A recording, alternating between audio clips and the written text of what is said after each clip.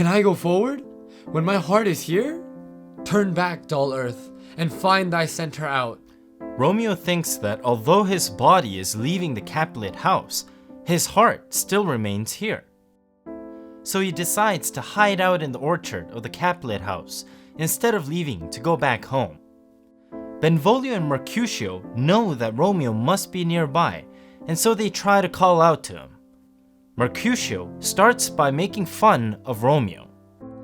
He conjures Romeo by Rosaline's bright eyes, by her high forehead and her scarlet lip, by her fine foot, straight leg, and quivering thighs. As you can see, Mercutio isn't one to really hold back his words.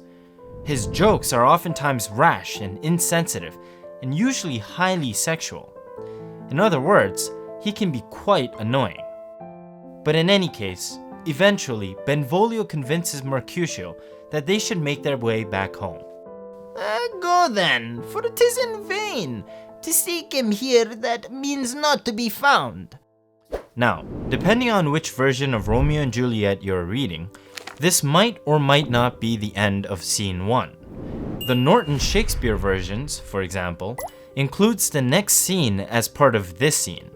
But for other versions, and this is the one that we go by, such as the Folger edition, Riverside Shakespeare, and the MIT Online edition, Act 2 Scene 1 ends here, with the famous balcony scene being the start of Scene 2. If your version of Scene 1 does not end here, do not fear, for we will meet you guys in the next video.